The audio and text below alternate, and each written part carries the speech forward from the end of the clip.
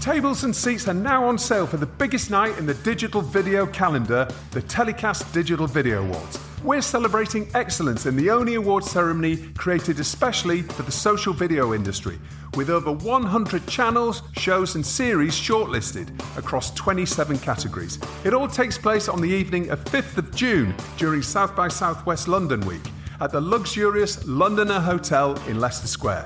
The guest list reads like the who's who in the next generation of entertainment. So book your table, half table or seat now and join the talent and executives shaping the content industry of tomorrow. Just visit digitalvideoawards.co.uk to secure your place now. The TellyCast Digital Video Awards, the biggest night in the digital video calendar. We'll see you there.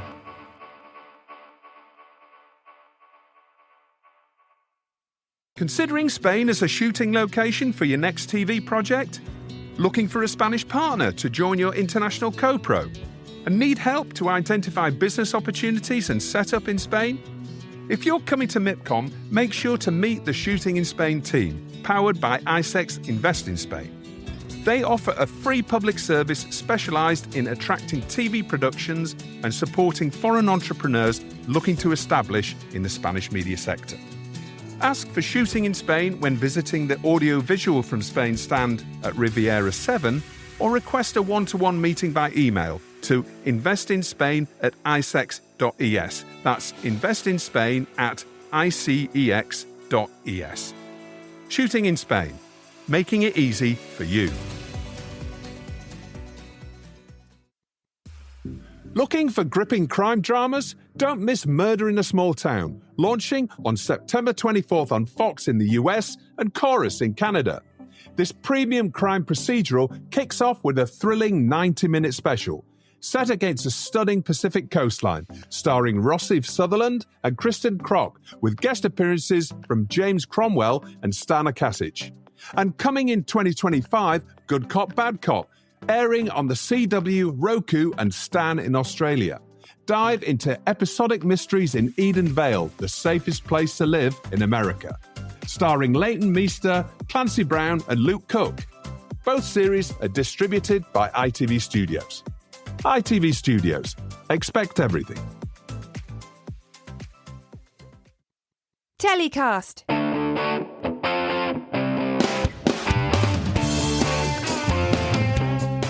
Hi, I'm Justin Crosby and welcome to another TellyCast.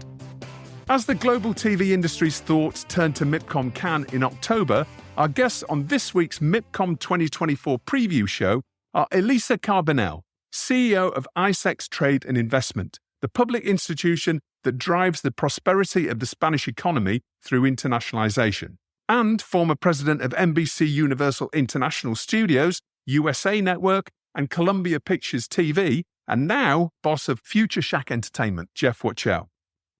We're delighted that our upcoming livestream show of all 3 days of Mipcom is supported by Shooting in Spain, a brand of ICEX Spain Trade and Investment, and funded by the EU Next Generation Funds, Government of Spain, and ITV Studios.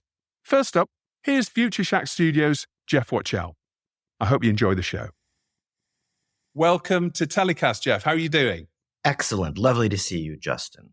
Thank you for joining us from LA. It's not often we get guests from LA, so we should be doing a lot more of that. But wonderful to have you on the show. And we're going to be chatting about Future Shack, your business, and 2 new premium drama shows that you've got coming to market very soon. But before we get to that, I'm really keen to talk about your views on the TV industry, because you're obviously an enormously experienced executive and you must have seen it all in your time at various different major studios. So obviously recently we've seen really significant changes, particularly with the rise of streaming platforms. How do you see the traditional TV model evolving in response to those changes? Well, first I should say, yes, I may be experienced, but I'm either a very experienced or I'm a grumpy old man. So we'll have to see which way. And thank you for having me on TellyCast. I'm very proud to be the 202nd guest on TellyCast. And hopefully the 203rd one will also be a lot of fun. It's a lovely day here in Los Angeles, but it's not too hot. It's cloudy. And having spent 3 years living in London, I appreciate the sunshine here when we get it. Oh, fantastic. We'll have to. I'll have to talk about that a little bit later. Get your experiences of London, but yeah, tell us your views on the industry and your experience over the years and how you're viewing it right now. So no matter who no matter how expert, and it's always a specific point of view. I'll tell you, for me, I've always pushed back when people say that it's a revolutionary time in our business. When the DVR hit and my people are recording television now and it's going to change everything radically. It's like, well, yeah, but it's more of an evolution. Now it is a bit of a revolution. I think streaming is throughout the model and we're still feeling the effects. In fact, the extraordinary bubble and the whole peak TV of it all and 500 television series on premium high-end channels. Now we're experiencing what I think you can call a depression. Economists say that when an economy drops 30%, that's the technical definition of a depression, and we're going through that right now. So first, this amazing land of opportunity. Then one of those things where bumblebees, how do they fly? It doesn't really make sense. For a while, the industry was, wait, this doesn't make sense. How can you pay people this much? How can you spend this much on a show? It doesn't seem to sustain.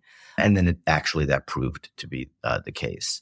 So, there's a revolution, things are evolving, but you almost could say that things are revolving right now in that things do seem to be moving back to some version of, I might say, sanity in terms of production level and expectations, and also taste. It was a really interesting thing that right when streaming hit, which was positive and negative, another thing happened that in the US business that I think was basically positive, which was the US started to learn from the UK. I embraced that when I moved to London and tried to import it back to the States, but I didn't need to. It was already happening. UK television for years and years and years has been authored, let's not chase some spectral pot of gold. Let's just make the show. And then if it works, we'll make another one.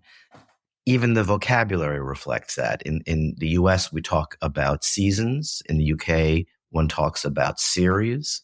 In other words, I've done the series. Now let's see if there's another series there. How many episodes should it be? In the US, it was, well, we have to get to 100 episodes for syndication to make $1 billion.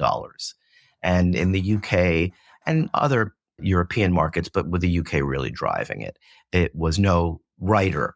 How many episodes do you see here? And the writer would say, well, I think it's about 8. And then the BBC or ITV would go, okay, let's do 8. And I think that led to a level of quality, certainly higher quality for the money that was being spent. And it just kind of shifted the perspective when the American market started to say, oh, why don't we do it that way? And the streamers enabled that, and binging enabled that, because now it was, okay, well, let's do 8 and you can watch it all at once.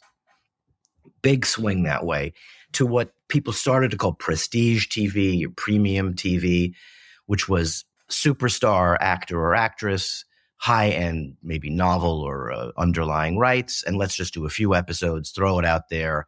And that was the way that the streamers started to acquire subscribers, which was the primary metric.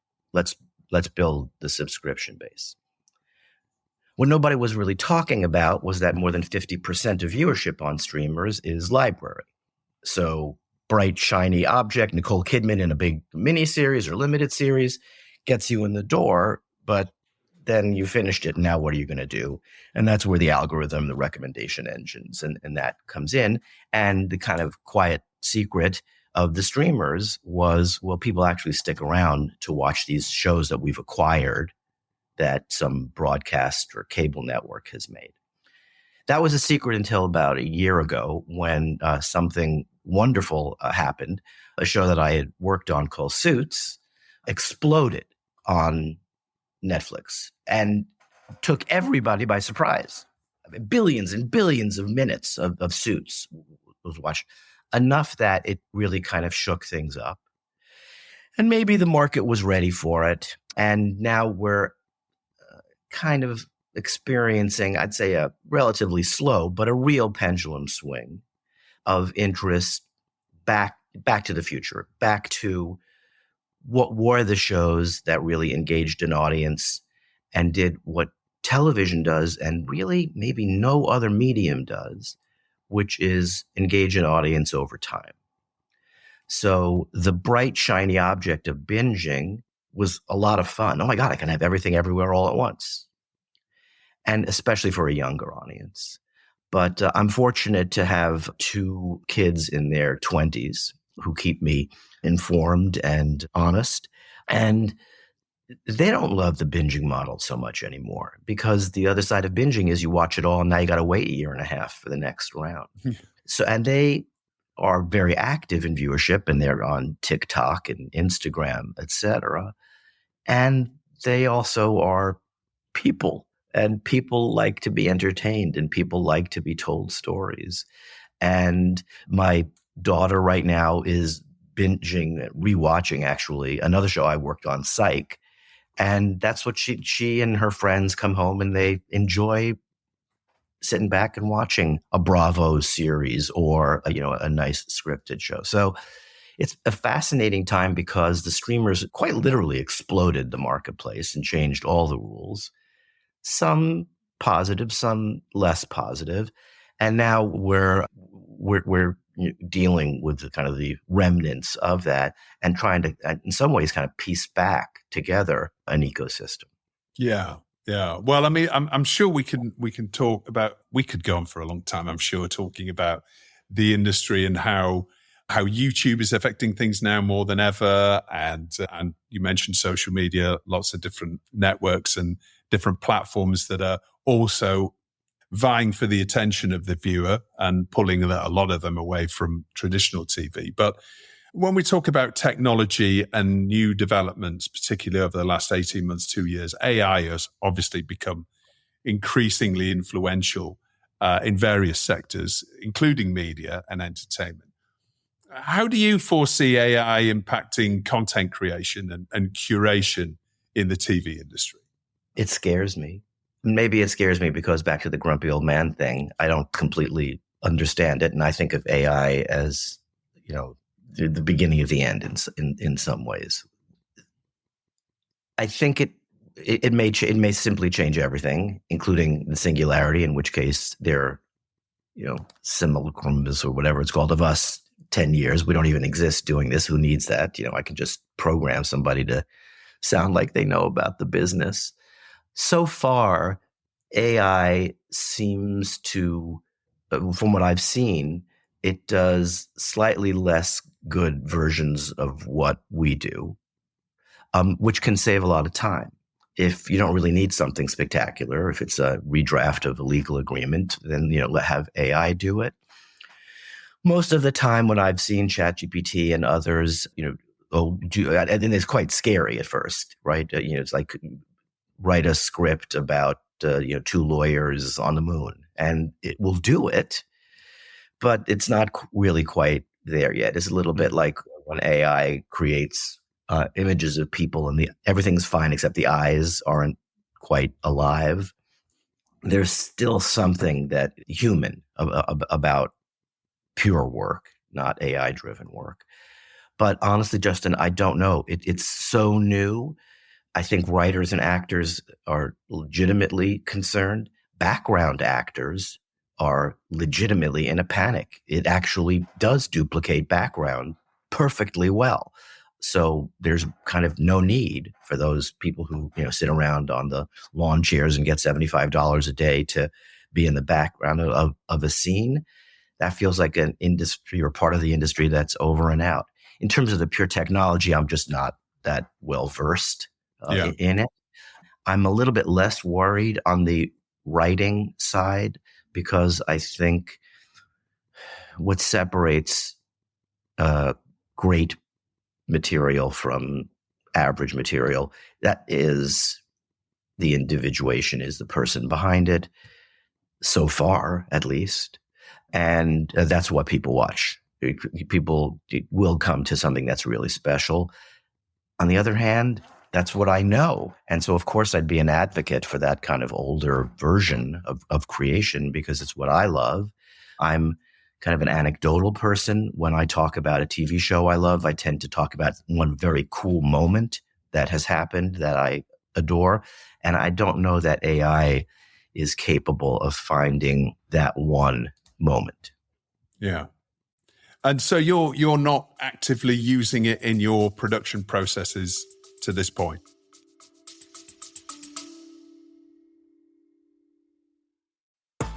Want to get ahead in digital-first content? The Drop is the go-to newsletter for industry professionals, delivering insider news, trends, and insights straight to your inbox. Navigate the fast-changing landscape of digital-first production, distribution, and monetization. Sign up now for free at dropmedia.co.uk and stay informed with The Drop.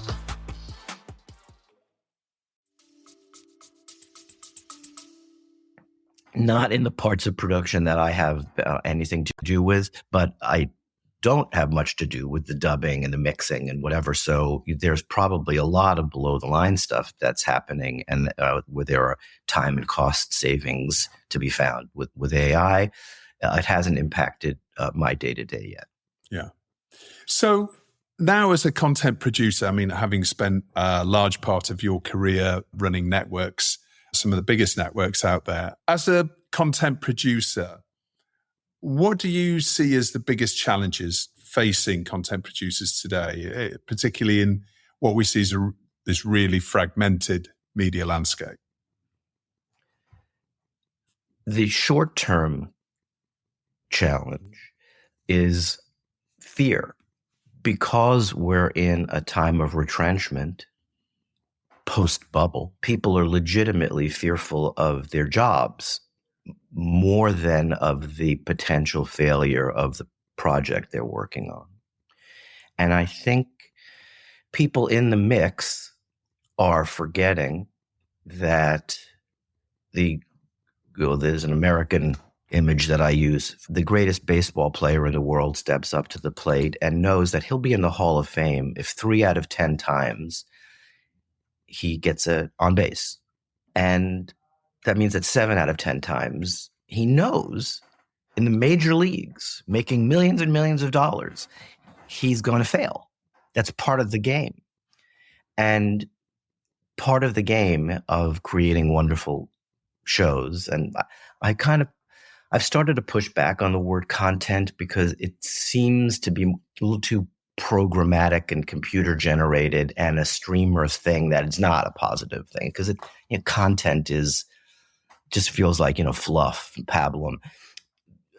Television. It's like the word product, isn't it? It's sort of, it boils it down to just something that doesn't speak to the love and the creativity of what's being created.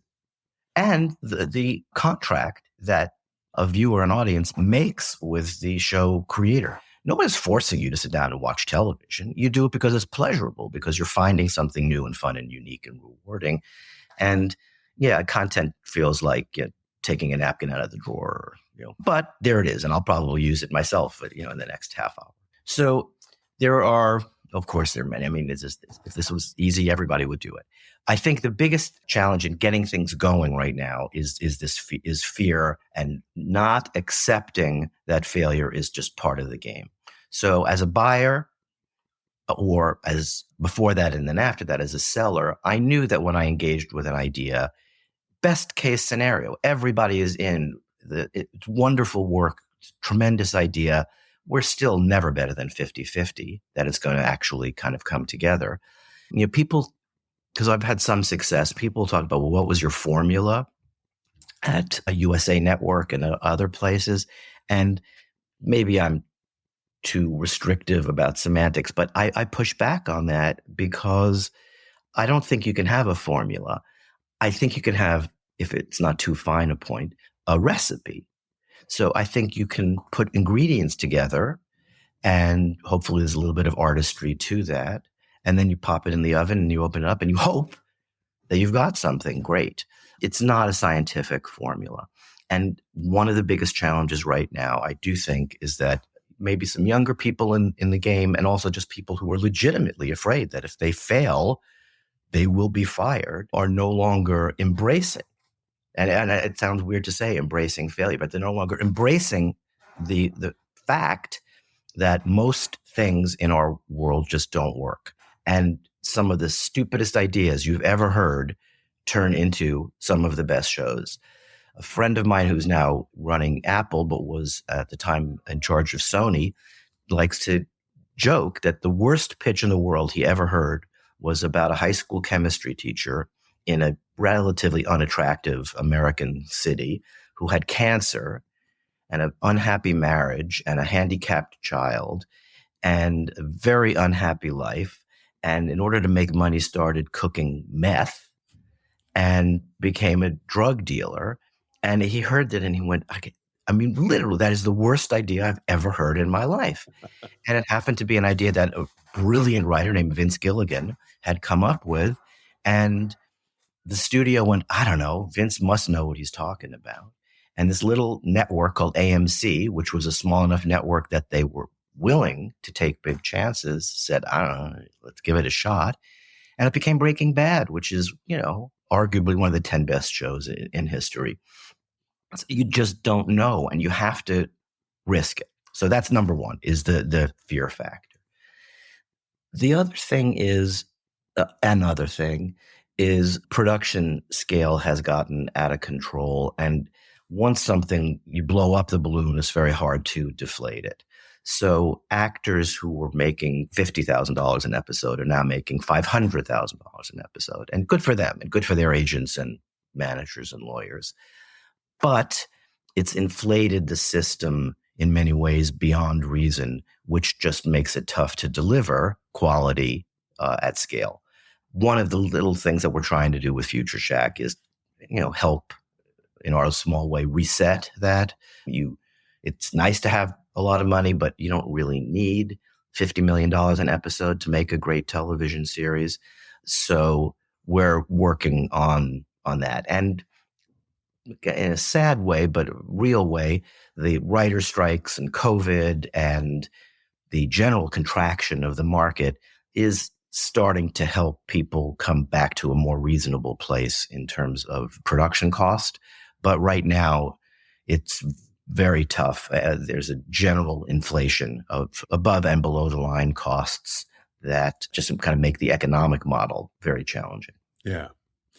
Now, Jeff, you've had incredibly impressive career from leading USA Network, NBCU, Cable Group, which includes Bravo, Sci-Fi, E, Oxygen, president of NBC Universal International Studios, and now your current role at Future Shack.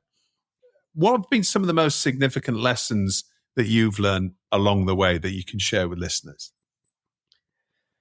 I guess it's the perpetual question. And if I had to boil it down, I might say two opposing things. One is listen to research and be open to, algorithmic, answers, et cetera. But really kind of at the end of the process, just trust your gut. Just you believe. It's a human business. The algorithms are incredibly impressive, and maybe that is part of the AI thing that I honestly just don't understand. But something happened, for example, at Suits at Netflix that was part of their algorithm. Suits was available on Peacock always after we aired it, but no one was watching. And then it was on Netflix. All of a sudden, something about that system triggered success. So there is that. But really, early days in a project, you have to believe. And one of the articles of faith that I had at USA and that I try to bring to bear at Future Shack is one person's passion should overrule everybody else's diffidence. If there's somebody who is going to really carry it and take the shot and believe in it, then everyone should kind of defer and say, all right, how can we service the vision? Another thing is, unless you're the genius, find the genius and support the genius and support their idea. Be an editor, be a publisher, be a friend. Don't be a pushover. But ultimately, unless you're writing it, you're directing it, find somebody that you trust and then enable their vision. The other side of it, though, is listen and accept when you're wrong, because we're all wrong a lot, and allow for those mistakes and don't. I think it's great when somebody else tells you, something and you go no, and then you learn, oh wait, I guess they were right. Some of my happiest experiences have been being proven wrong. So it's kind of a balance between stand up for what you really believe and fight and have the passion, and then be willing to acknowledge when the argument goes the other way. So Jeff, Future Shack Entertainment, tell us the vision behind Future Shack and how it differentiates itself in the current media landscape. None of this is rocket science, okay? I mean, Justin, we all are just trying to do what we do. You have TellyCast is a wonderful thing, which is informed to a large extent by your personality. It's not the only time, industry experts weigh in on stuff. You just try to make it special. So we're not reimagining the business. With Future Shack, I was fortunate to have a couple of really lovely fellas come to me and say we could raise a little bit, not a lot, but a little bit of money and kind of hang out a shingle. And the theory was that we were going to approach the market in kind of three different levels. One was high-end IP, and that thing that we were talking about, the big streamer superstar project, a big book, a major star, holy cow, and actually go to the streamers and do the cost plus thing, which is a very nice way for a company to realize some immediate profit. At a larger company, that's a challenge because it's the long-term upside that feeds the Columbias and Warner Brothers. For a little company, making a few $1 million in fees is not such a bad thing. So that was one part. The other part was just traditional development, doing what I do, doing what I love doing, just finding something cool, finding a writer that maybe a lot of other people haven't seen quite yet, and shepherding them into a greater success. And then the third tier was something that I spent a lot of time doing, first at USA, or actually even before that, and then specifically in my role as the head of the international studio, which was finding shows that might seem local, but which had global value. So I was very lucky to be working with some great people in London. A wonderful young writer named Nita Mansour had an idea that was a little bit scary to the traditional company, which was about a all-female Muslim punk band. And I know that my distribution folks were like, I don't think so. But it was just great. And she was a gem. And we did a show called Lady Parts, which was in large part enabled by an American sale. Channel 4 were phenomenal advocates, fearless advocates for the show, and had, resources. We might have been able to make a version of the show, but probably not the version that Nita wanted to make. So how do you put the different pieces together around the world and find a show that may be generated out of Canada, but might have global value? And that was the third leg. So big IP, kind of regular traditional development, and let's kind of do the jigsaw puzzle of trying to put a few pieces together. Somewhat to my surprise, the two shows that moved forward most quickly were in that category. And so we've started to lean more into that. We bring a, not unique, but maybe a special skill set to that way of doing things because it involves taste, finding somebody great who, Anita or John Quaintance, who's the writer for our show Good Cop, Bad Cop, who's an experienced writer, but has never quite had the shot to run his own show before, and then empowering them. So it's taste. It's a little bit of an ability. My kids say that I'm very cheap. That's probably true. It may not be a great feature as a parent, but it's not a bad thing when you're starting a production company. So, well, obviously you've had a fantastic success and you're bringing two shows to market with ITV Studios. Murder in a Small Town, you mentioned Good Cop, Bad Cop. Let's talk about Murder in a Small Town first of all. Tell us about the cast, the writers, how that project came together. It's almost a testament to, there were some wonderful books written 30 odd years ago, the Allberg mysteries, Canadian mysteries. And some people know about them, fans of the genre do. A script was commissioned by a producer named Nick Orchard, a wonderful writer who is not a young man, but honestly I had never heard of, named Ian Weir, wrote a script and they took it out as a movie. Donald Sutherland was interested and it looked like it might happen, but then it didn't. Flash forward 25 or 30 years later, Nick is still in the business, still flogging this script, sends it to another producer. She sends it to me and I went, this is good. This is a murder mystery, but there's wonderful writing. It's a little unexpected. There's this delightful romance in the middle of it that is unnecessary, but actually what I think is the kind of heart and soul of the show. Kind of like this one. Brought it into my team. One of my partners is a very bright lady named Frances Manfredi, who was the head of domestic distribution at NBCU. And she's come on board as our producer for kind of like strategic and distribution things. She sent it to the head of acquisitions at Fox. We've got a movie. Would you be interested? We could probably make it in Canada for a good price. He said, I love this one. Could you do 3 of them? And we said, yeah, sure. He said, do you mind if I get it over to the creative team? And we said, sure. And there's some wonderful people as a creative team, including someone who, I used to work with named Michael Thorne. And he and his crew went, wow, that we kind of like this one. And it's Canadian. And there's a writer's strike going on. Could you make this in Canada in case the strike continues? And we said, sure. And he said, well, let's do 8 episodes. And we started the process. And then it just became a regular series and we went out for the best cast. What happened in a just kind of a sweet and unexpected way was there happens to be a wonderful Canadian actor named Rossif Sutherland, who is in his 40s and tall and good looking and has a kind of shaggy, warm appeal, plays damaged characters very well, but has a real kind of strength of character. And he was great.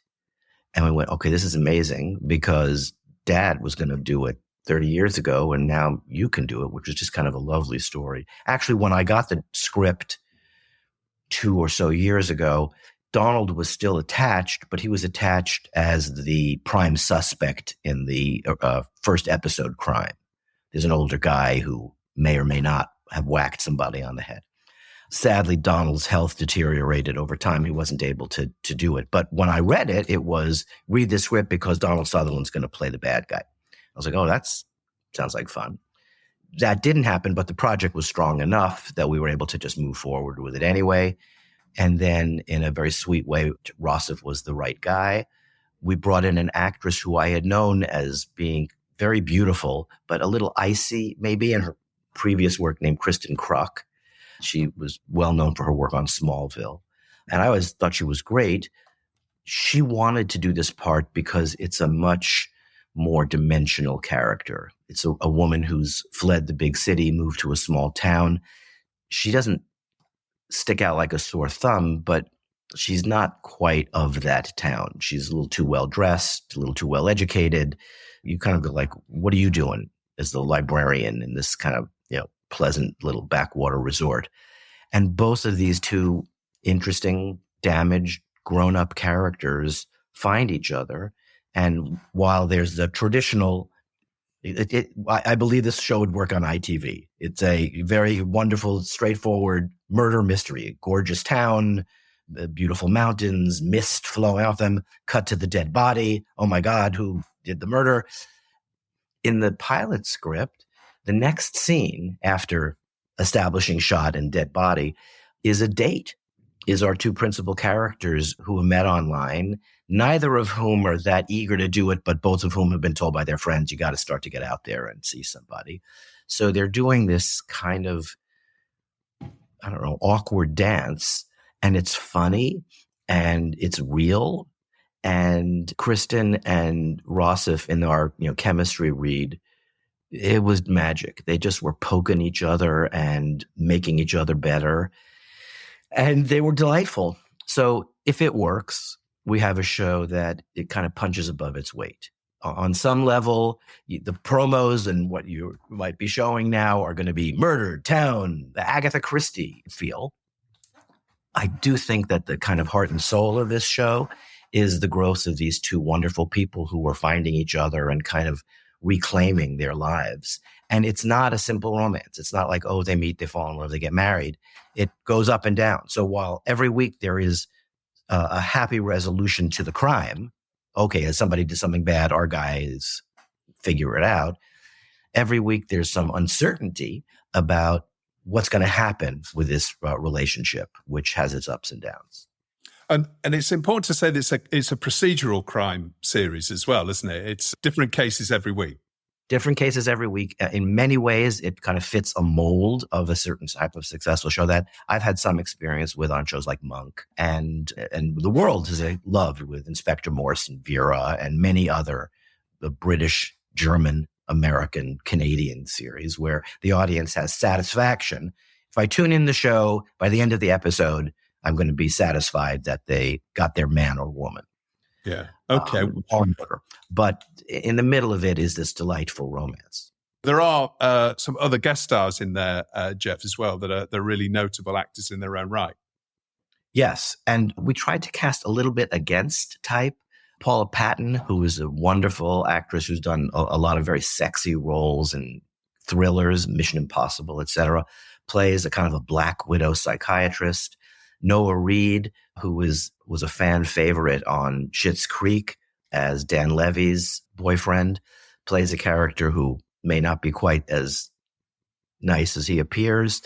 And James Cromwell was a wish list thing. Justin, when you're making up your cast lists, at the top of the list, you do who's your dream candidate? And then we'll work down from that. So in the role that Donald was going to have played, we made our dream list. And I said, okay, who would my dream? I don't know. Yeah, James Cromwell. That would be the perfect guy for this. But, he's not doing a guest shot on Fox. No.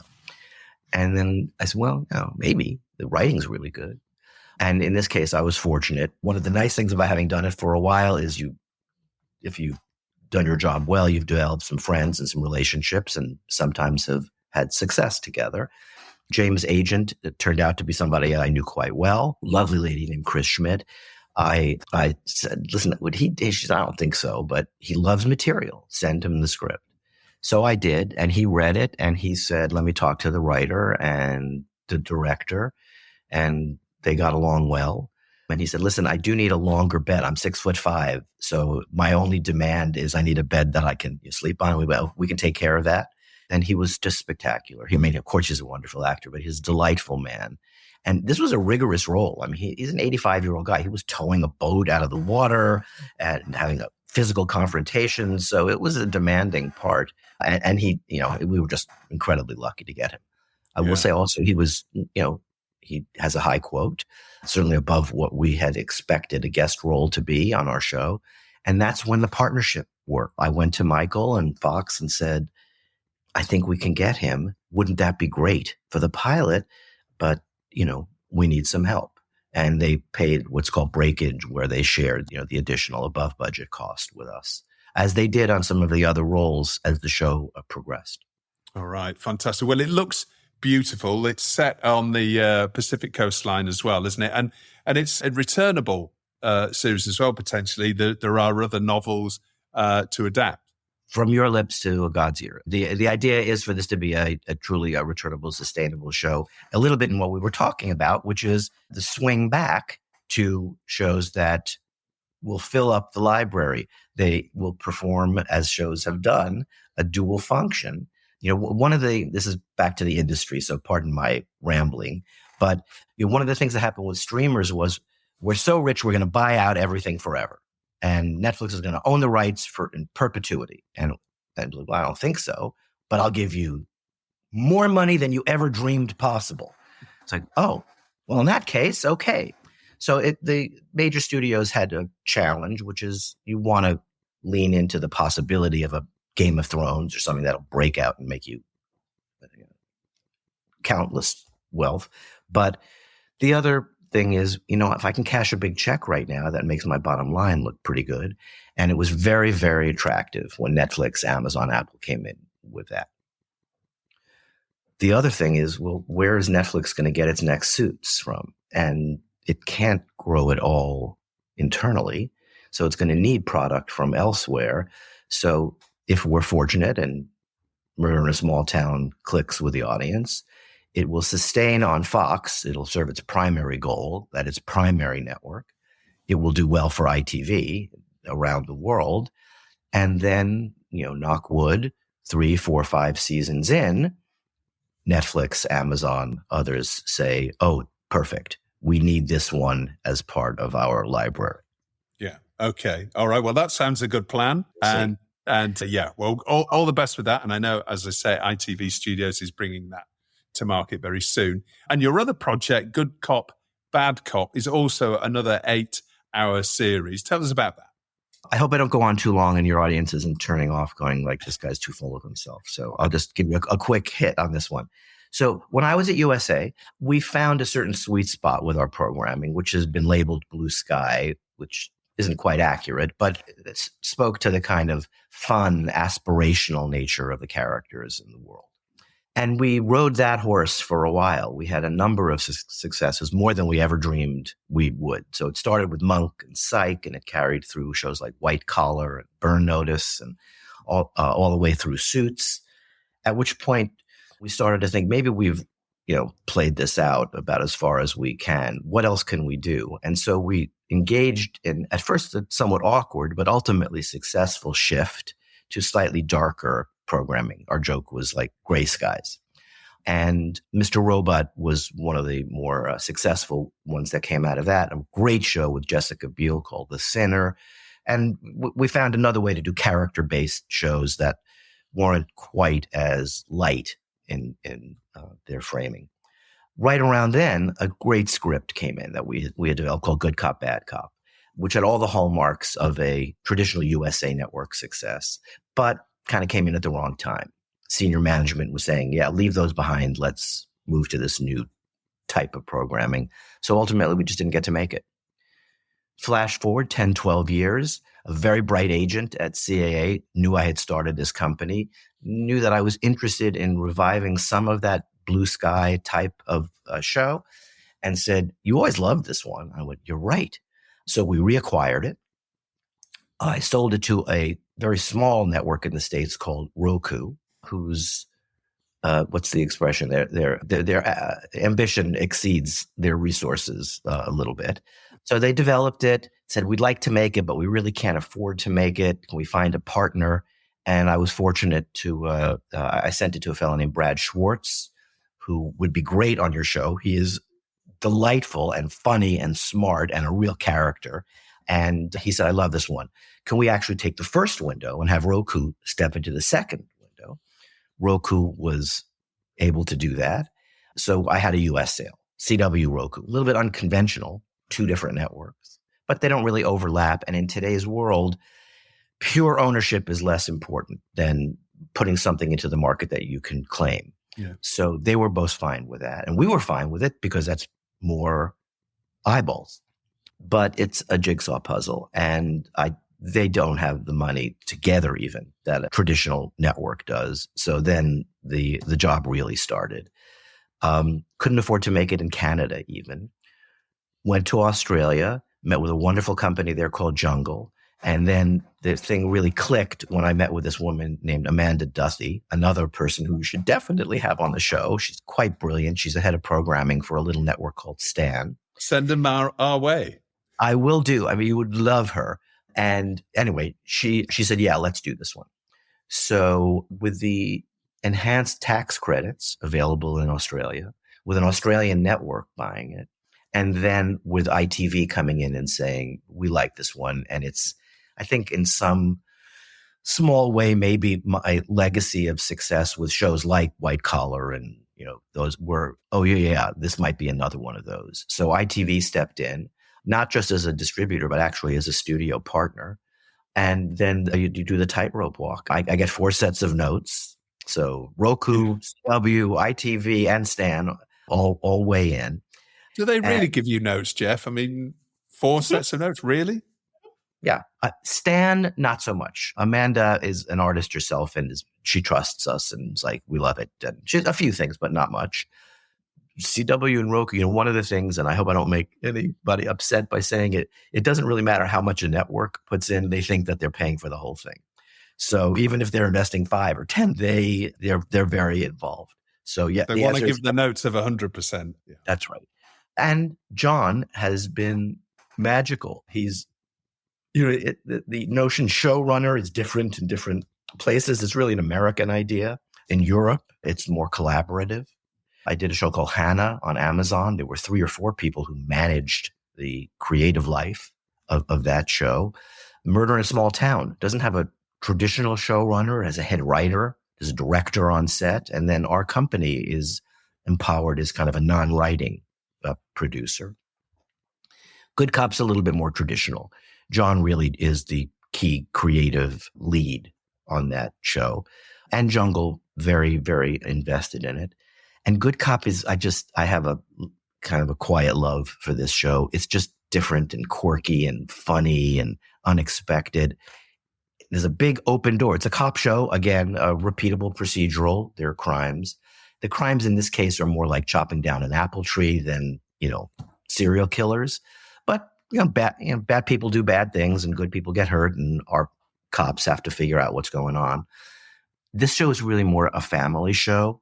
So one of the things I think makes a series work is some thematic strength. If in Murder, it's about this wonderful relationship. In Good Cop, it's about a family coming together. So it's a brother or sister with a love-hate relationship and their dad who's just trying to heal the family. And it makes you laugh. All right. And that's due to air in early 2025, isn't it? On Roku and the CW. Yes. All right. Okay. We'll keep our eyes out for that one. And again, that's ITV Studios who's bringing that to market, as you mentioned. Jeff, a couple of other questions. I know you've got to go very soon. A couple of other questions before you go. So we are seeing, consumer behavioral shifts, particularly amongst younger audiences. How is that influencing the way you approach content development and distribution, if at all? It's another great question, Justin. The world shifting so fast is something you'd be crazy not to acknowledge. In some ways, it's something that you can't really quite deal with. I mean, you can't out YouTube. You can't out TikTok. My family just had a vacation in Hawaii. We went to the top of Mauna Kea. We're 14,000 feet high. I'm mildly oxygen deprived, waiting for the sunset, and in this spectacular lunar landscape. And I look up, and in the top of the hill, there are 3 kids doing TikTok dances. And I'm thinking, okay, that's something I wouldn't have seen a few years ago. And they're putting it out there. And I promise you, thousands of people will have spent valuable minutes of their day watching these kids do TikTok dances at the top of one of the doing that. Yeah. So there it is. It's eating into attention spans and availability of hours. I think it would be a mistake to try to create like interactive detective shows. I don't think it's about that. I think if it doesn't sound too old-fashioned, on some level, sticking to the knitting and really just creating wonderful, fun, memorable characters who will sustain and who can speak to you because they do something that speaks to you as a grown-up and as a child. Psych, which I'm not sure if you ever saw, it's a show that we stopped production on that show 10 years ago. There's still college viewing parties because Sean, the lead character, is Peter Pan. He's a perpetual adolescent. And what he does speaks to 14-year-olds when we made the show and 14-year-olds who are watching now. So I think there's some things that are true and wonderful about just the pure storytelling. And in part, I think not chasing the phantom, not trying to be something that you're not, is, if it doesn't sound too curmudgeonly, is really very important. So one of the lessons is you do you. Knock it out of the park. Have a great time on YouTube. At some point, I know you love watching TV. And that's what we're about.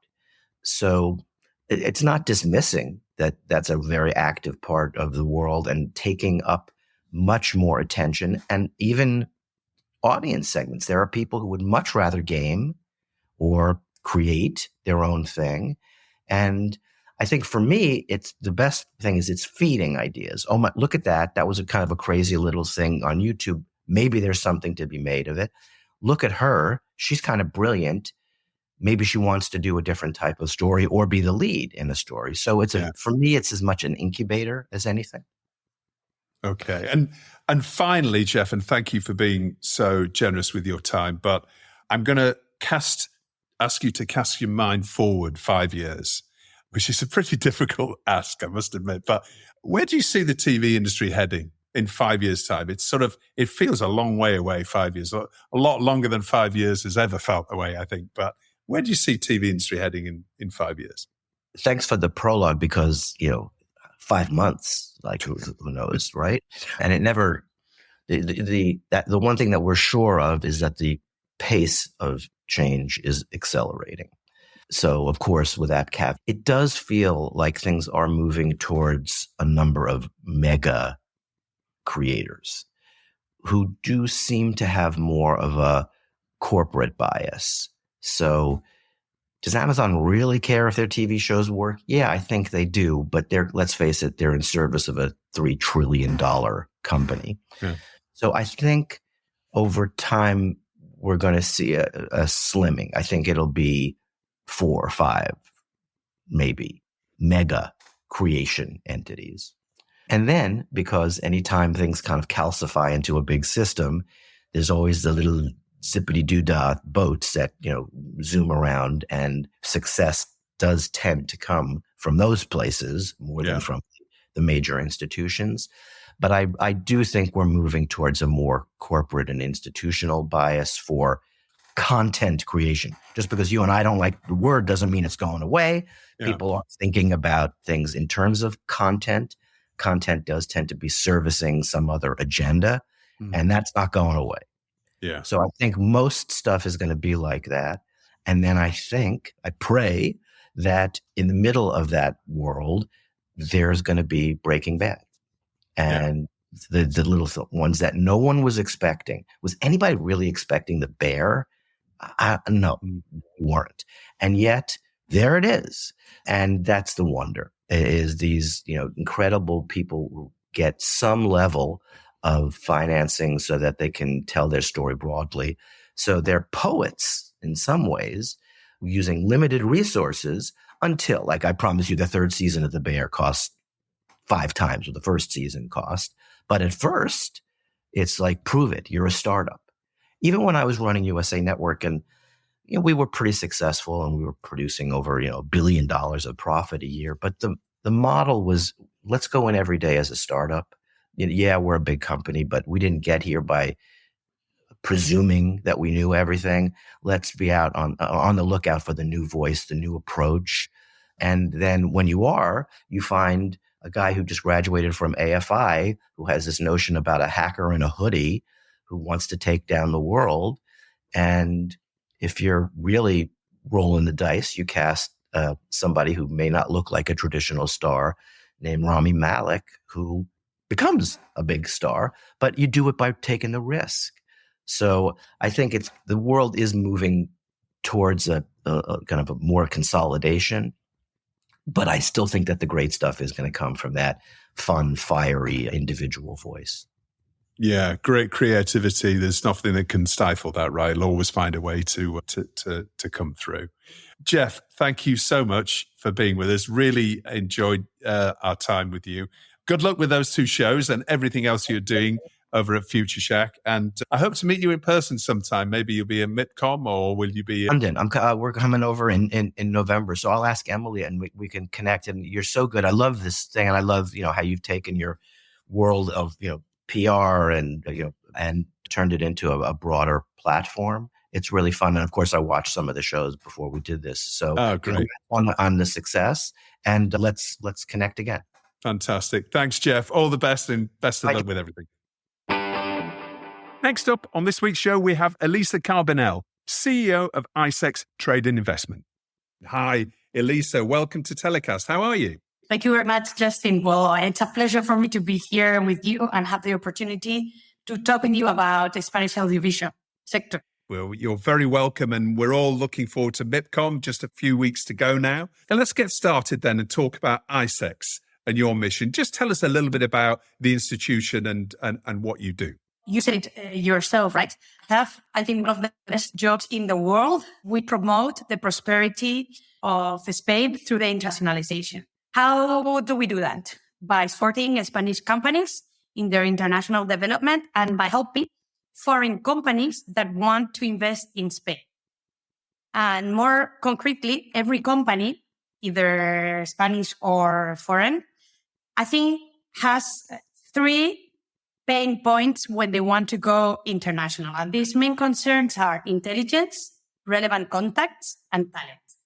And ICEX helps companies in every one of those three key aspects. We provide high quality information and business intelligence to our companies. I don't know if you know, but we have a network of more than 100 offices around the world, and on-ground teams gather very useful information and relevant one for our companies. We also organize networking activities to provide our companies with quality contacts. And last year, on our balance of activities, we counted 4 events every day around the world in 2023. So every day we have 4 ongoing activities to promote networking and business opportunities. And also every year we train young professionals on international trade in order to reinforce our private sector on that front. In 2023, we trained more than 1,400 young professionals. So I think, in a nutshell, as I said, is a very interesting job and a very nice to have such a big mission on our plate. Well, it obviously seems to be working very well, and we've seen Spain becoming a bigger force in the international content industry recently. Can you give us a bit of an overview of the sector and how it's performing on a global level, and what is the reason for its success? With regards to the overview of the global sector, as you know, the demand for content has grown significantly in recent years, but at the same time, so have production standards and the budgets needed to get a green light. Also, platforms are more selective in choosing content, and obviously the audience is much more demanding now. In this context, Spain creativity and talent, I think, is making the difference by being able to adapt content to market trends without losing quality or relevance. Spanish companies have been able to produce many national and international hits, and in a wide variety of formats and genres. This, I think, speaks out for our potential. Also, during the last 3 years, you said it yourself, there has been an increase in public support through the Plan Spain Audiovisual Hub of Europe, which boosts the Spain audiovisual ecosystem by promoting international awareness of its quality, strengthening and training talent, attracting foreign investment, and reducing administrative costs as much as possible. This effort, I think, has proved to be very timely since, as we have said, the market is undergoing profound changes. No? But looking forward, we are fully committed to the audiovisual industry, which we consider strategic because it is of global nature, as is ICEX. Its capacity to generate high-value employment and attract investment, its potential for modernization through digitalization, and because we believe our country is really talented for successing in this industry. Yeah, well, there's certainly no doubt about that. Now, Mipcom Country of Honour for Spain in 2024. Tell us about why Spain is Mipcom Country of Honor and why now? Okay, so as a result of what we have already said, Spain audiovisual industry is attracting the attention of the global content industry. Spain is becoming a major hub for audiovisual production in Europe, as shown by the increasing quantity of content produced here. No?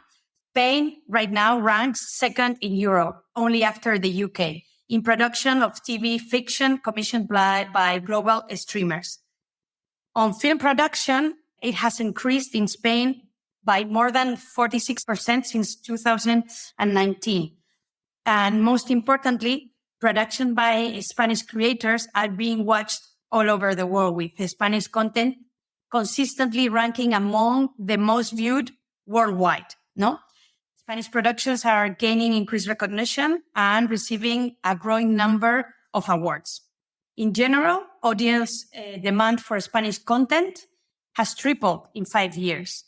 I think you would agree with me that this can only be driven by the excellent quality of our productions, right?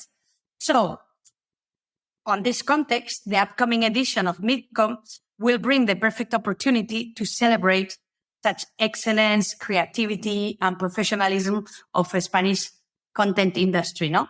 Being the country of honor will allow us to show how strong the Spanish industry is and will help Spanish audiovisual ecosystem to keep thriving, generating value, and telling extraordinary stories. So there are some trivia facts that I found very enlightening. No, Spanish productions are among the most successful content in terms of audience for the main over-the-top platforms worldwide. According, for example, to data provided by Parrot, now the top 3 most in-demand TV shows worldwide in Spanish language are productions originated in Spain. These are Berlin, Zorro, and The Red Queen. Berlin is a spin-off of Money Heist, another success. It has already achieved 11 million views. So it is amazing, no?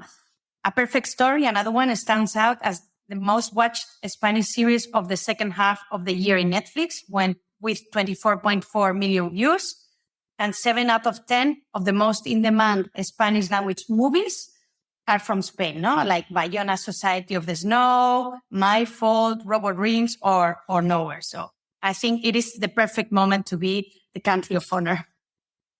Yeah, well, it certainly sounds like it. Back to ICEX again. Can you tell us a little bit about how ICEX is promoting the Spanish AV sector and talent? Well, as I said before, intelligence, contacts, and talent. And we aim to create a framework for companies to communicate their work and to find partners for producing and distributing their projects abroad. I think this is extremely important in a very competitive and dynamic context as the current one, as we said before.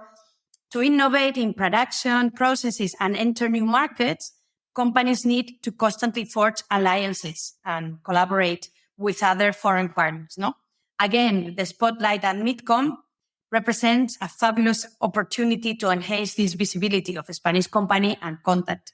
And it is well aligned with the ICEX strategy based on high impact actions, promoting visibility, networking, and co-production. So we've spoken about many different really successful Spanish dramas that are going around the world right now. But what about attracting international investment into the Spanish AV sector? How's ICEX doing that? So also by providing them with all the services with regards to information, relevant information, intelligence, contact, and talent. We offer a 360-degree support with a wide range of services, making it easier for international companies to come to Spain. Our services include ongoing assistance and cover various areas such as advice on setting up, tailored industry knowledge, institutional support, guidance for startups, connection to investors, and aftercare businesses. We have an international, as I said, the network of over 100 offices abroad with 2 new dedicated audiovisual antennas experts, one in LA and another in Singapore, that are meant to be helping international investors that want to come to Spain. We have created the brand Shooting in Spain to promote the attraction of foreign audiovisual production in Spain. This year, we're attending more than 20 international markets to promote the sector and make first-hand contacts with potential investors and producers from all over the world.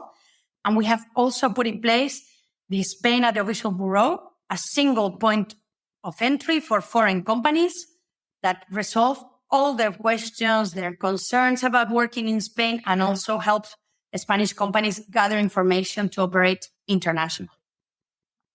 Well, you talk about shooting in Spain and Spain as a location. Why should the international content industry consider Spain as a destination for productions and investment? That's a very good question, Justin. Thank you very much. So Spain today is already a highly recognized audiovisual hub. Many international titles, including major franchises like Star Wars or The Crown, have been filmed in our country. This undoubtedly highlights the immense technical and human talent behind our services companies, no? But what is the Spain deal package, which is, by the way, highly competitive and difficult to surpass? It includes, as I say, high-quality crews, top-tier studios and facilities, and fast-track work visas for sector professionals from abroad, top infrastructures, strategic locations, connectivity with more than 50 airports, second longest high-speed railway system worldwide, which is also very important. Obviously, legal certainty with adherence to European standards for intellectual property protection, which is in this sector very, very important. High standards of living and quality of life for the crews that have to come for the period of the filming. A privileged and diverse climate and sites for shooting. Optimal collaboration ecosystems with institutional support and the highest level. If all of what I've just mentioned is not enough, we have what I think is very interesting. Also, one of the best international tax incentives we see even in Spain. No, 30% tax rebate for the first 1 million euro of expenditure in Spain, plus 25% thereafter. No, which can even be higher with respect to certain regions such as the Canary Islands, Navarra, or the Basque Country. So with the possibility to increase that tax rebate. As I say, some facts that put into perspective what this package means. Spain is the fourth European producer of films and TV shows. In 2023, the total spending by foreign companies shooting in Spain was more than 200 million euro. Spain and the UK together represent almost 40% of global streamers' investment in European audiovisual work. So I think it's pretty impressive. Yeah, absolutely. And you mentioned tax incentives. I can certainly see those becoming an even more crucial part of content funding going forward as we're seeing lots of different challenges in the global content industry marketplace. Now, talking about challenges, what specifically do you think are the challenges that Spain's audiovisual industry faces in the future? Well, I think, as we said, it is a very dynamic sector. There's a lot of competition, so a lot of challenges, no? Global competition. It's an industry that is becoming ever more global. And so we face, like any other big country on audiovisual, stiff competition from other hubs. But I think it's a good thing because it forces creativity, innovation, excellency, no? Not only on tax incentives, but I think on talent, on innovation, on technical innovation, on infrastructure, technology. We have to remain top of the class. We must also, and this is more something that the public administration must do, we have to communicate effectively Spain's unique benefits and continue to boost this international awareness, no? Another issue that I think is going to become more and more important is sustainability and environmental impact concerns. No, there is and increasing pressure to adopt and showcase sustainable practices within the industry and to attract eco-conscious investors and productions. So we need to emphasize that commitment on reducing the impact of filming activities. No? Also, we have to continue our effort on talent development and retention, producing, attracting, and retaining top talent. I think it's crucial for sustaining high-quality productions and be appealing to international investors. We also must focus on developing our workforce and providing continuous training to meet evolving needs and new innovations and technology innovations in the industry. Thus, the challenges are numerous. We are living in a very interesting moment. Platforms, as I said at the beginning, are more selective when it comes to granting the green light. Audience attention is also more dispersed, more. There's much more offer, so competition is higher. Budgets are tighter, and the market expects results more than ever. All of this, Bonobos has fostered collaboration between players from different markets. Productions companies are seeking internationalization. Co-production agreements are a significant venue. And so that is where ICEX has to be in helping and supporting our Spanish audiovisual industry to get on the train of current trends and challenges. So we plan to continue the work started more than 20 years ago and strengthening during the last 3 years, as we said, to the Spain audiovisual hub of Europlan. So that's where we stand. So just a few short weeks now to Mipcom, Elisa, where we're going to see Spain as country of honour at Mipcom. Thank you for joining us on TellyCast, and we really look forward to seeing you on the Quasset and talking more about the opportunities in working with Spain's AV sector with your colleagues on our live stream show. Thanks so much for joining us, and we'll see you in Cannes. Well, that's about it for this week's show. We'll see you all on the Quasset at Mipcom in a few weeks' time. TellyCast was produced by Spirit Studios and recorded in London. For videos featuring the movers and shakers of the TV and digital content industries, just click the link in the episode description or search TellyCast TV on YouTube. We'll see you next week for another show. Until then, stay safe.